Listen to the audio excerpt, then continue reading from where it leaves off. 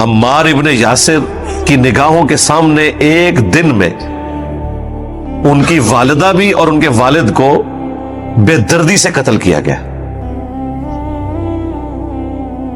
اور ابو جہل کہ اسی طریقے سے ٹکڑے کیے جاتے حضرت عمار ابن یاسر کے سامنے، تب بھی ان کا غصہ ٹھنڈا ہو سکتا تھا. تو دنیا میں تو نہیں ہوا. وہ الگ بات کہ وہ غزوہ بدر میں مارا گیا، لیکن عمار ابن یاسر کو تو بدلہ نہیں ملا اس دنیا میں، لیکن آخرت میں ملے گا.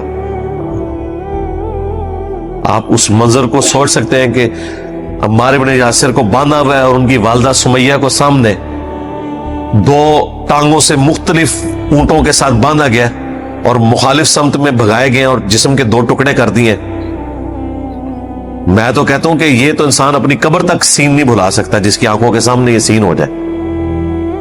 والد کو قتل کر دیا گیا، ایک دن میں ماں باپ چھین لیے، اور اتنا سٹرونگ قبائلی سسٹم میں بانڈ ہوتا تھا.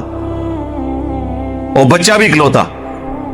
اسلام کے پہلے شہداء ہیں حضرت عمار کے والدین حضرت یاسر اور سیدہ سمیہ رضی اللہ عنہما وعلیہم السلام.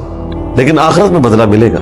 دیکھیں نا جی، حضرت عمار ابن یاسر رضی اللہ تعالیٰ عنہ وعلیہ السلام، میں نہیں سمجھتا کہ جس شخص کی زندگی میں ایسے لمحات آئے ہوں وہ پوری زندگی اس غم کو کبھی بھلا بھی سکتا ہے.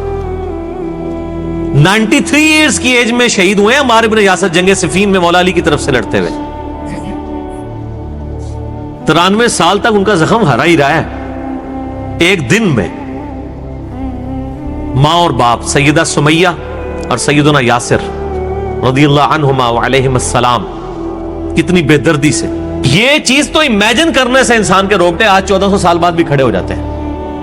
اہمی تو نبی علیہ السلام نے نہیں فرمایا تھا کہ عمار سر کے بالوں سے لے کے پاؤں کے ناخنوں تک ایمان سے پر ہے؟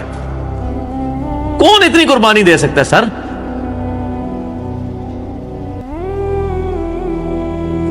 اب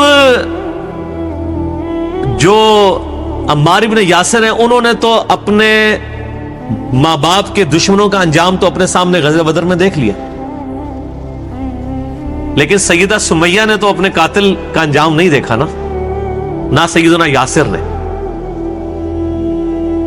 اور پھر دنیا میں تو ابو جہل ایک دفعہ ہی قتل ہوا نا، 2 بندوں کو مارنے کے سبب اور کئی اور مسلمانوں کو اذیت دینے کے سبب. دنیا کی عدالت تو ایک بار ہی قتل کی سزا دے سکتی ہے نا، لیکن اللہ تعالیٰ ایک ایک مسلمان کے بدلے میں ابو جہل کو روزانہ ہزاروں زندگیاں دے کے ہزاروں موتیں دے سکتا ہے. اور ان کے ایمان کی، ان کی جو دل کی ٹھنڈک جنت میں پہنچ کے بھی اسی وقت ہوگی جب وہ اپنے مخالفین کا عذاب دیکھیں گے. ہم آج یعنی بیٹھ کے سوچتے ہیں کہ یا اللہ ہمیں جنت میں جانے کی جتنی خوشی ہے شاید اتنی یا شاید اس سے بھی زیادہ خوشی نبی علیہ السلام کے دشمنوں کو عذاب ملنے پہ ہوگی.